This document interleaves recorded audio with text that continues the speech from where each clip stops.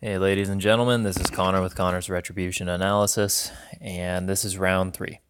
So there was one undefeated team that was declared to have won the tournament.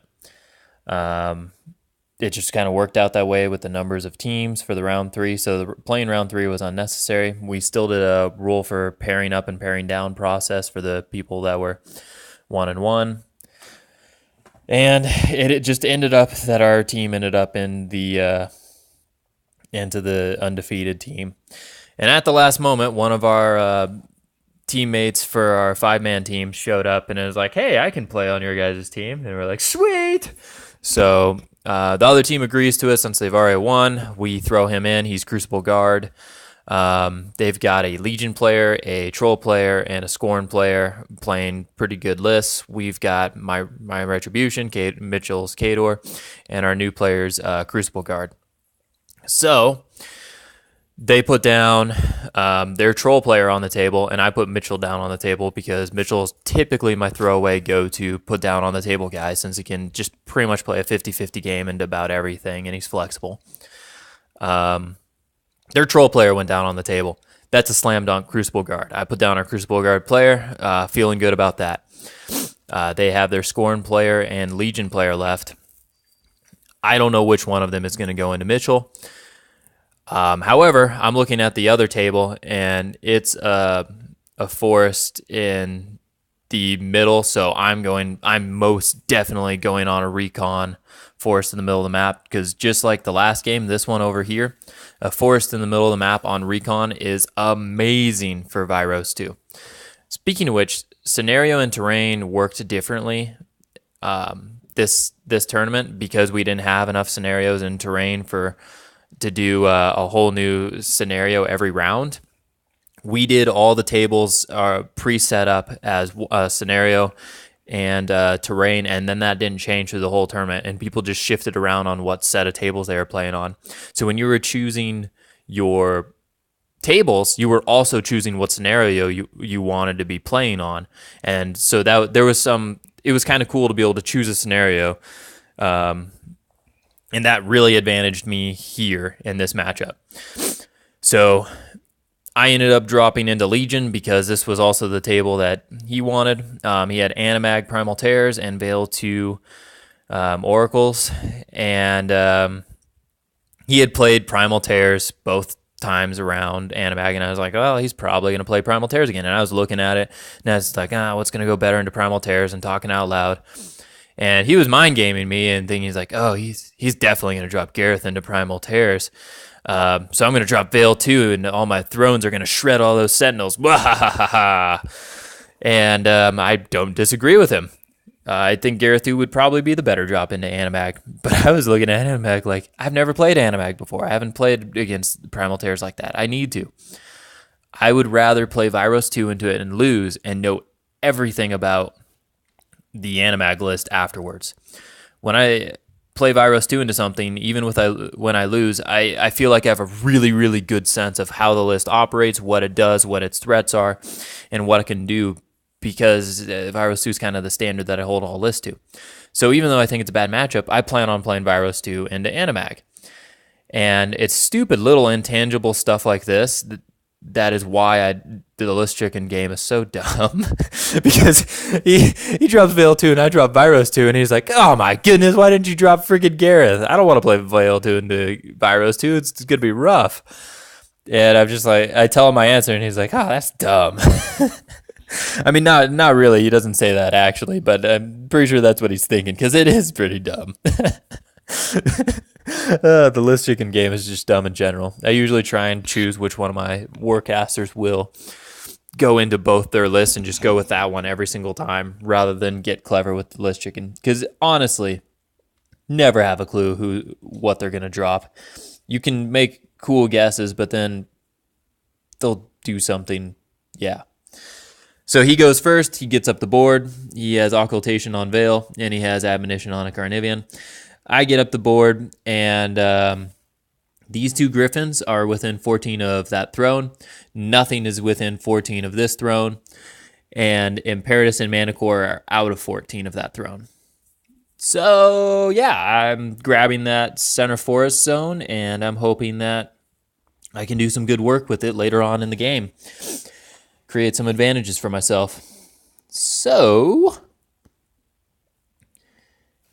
if I remember right, he just did some sprays, got a Raek into this Griffon. The Griffon's on 3 boxes, which is left arm, right arm, and movement. So Cortex and Generator are out, meaning he no longer has Pathfinder and cannot charge. So, he didn't put anything in the zones. This Carnivean right here is Admonition.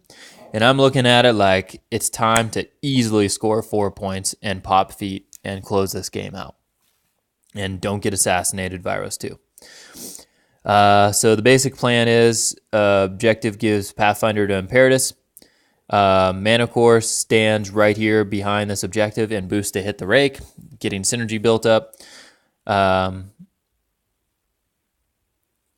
This Griffon right here charges across the map and hits and kills. Gosh dang, I can't remember what those flying solos are called.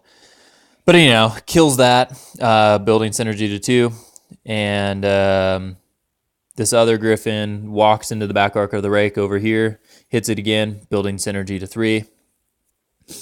And killing off the Raek. This Griffon charges the objective. I ask him if he wants to admonition his Carnivean. I'm hoping he's going to admonition to a spot where either the Griffon or Imperitus can get to it. He admonitions it instead behind my Griffon. So my Griffon puts some damage into the objective, leaves it on 5 boxes. I could kill it all the way. I still have 2 focus left, but that would defeat the purpose of what I'm about ready to do.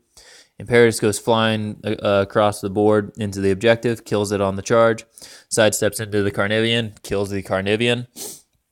The other Carnivean had admonition to right here. So this Griffon that's all messed up, walked on a full camp over it, just started beating it in and killed it about halfway dead. And then I take the rest of my stuff and decide that I'm going to try and deny sight to Vyros 2. I'm going to pop feet, do deceleration and camp 2, and do nothing risky. So this other Manticore sits in front of the objective. Other Manticore is right there in front of the objective. He's behind the 3 of them, out of line of sight of everything. And I'm hoping I can make that difficult. He has Blessed and Magical, but it doesn't apply to spells. So all the spell slinging he wants to do, I'll get deceleration for. Shield guards are about worthless because everything in here is a spray or a spell. So it's weird to not have to think about that. Fane Night Guardian goes on to that. This Griffon goes to right here.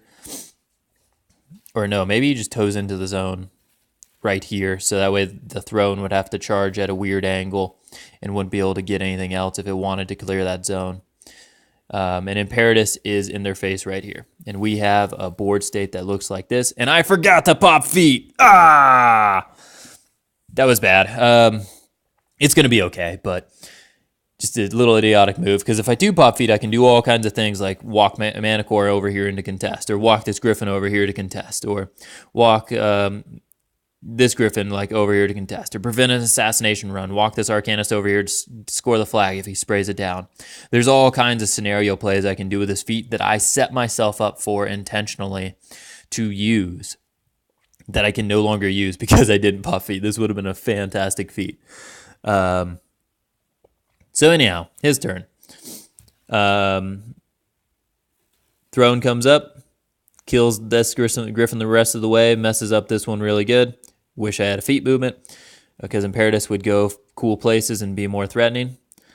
Because I know he's going to need this Carnivean to free up to go kill Imperitus, so I could just start walking Imperitus away. And it would be hilarious if I just walked Imperitus all the way over here and now the Carnivean doesn't get him or something. Or even just take this Griffon and walk it right in front of the Carnivean.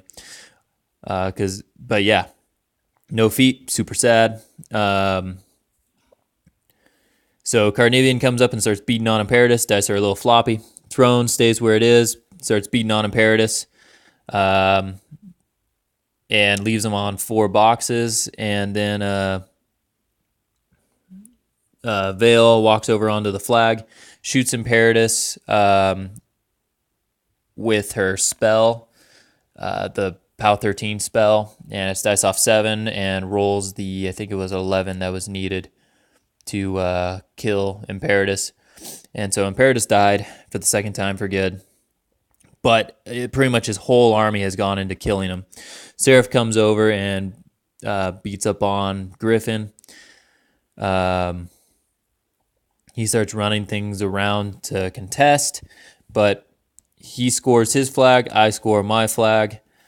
Score is 5-1. We have a situation that looks like this. I take this Griffon, I run it right there to contest that flag, and I pass turn and win 6-1.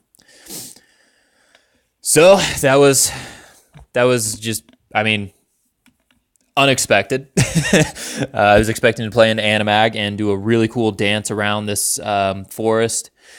And I was excited for that game, actually. I really wanted to play that game and see if I had the chops to bring down Chosen with Griffins, and if I had the chops to handle his damage, and if I could bait out a bad feat so that Grievous Wounds doesn't kill Imperitus, and so many things. There's so many complications of that game that I was excited to play.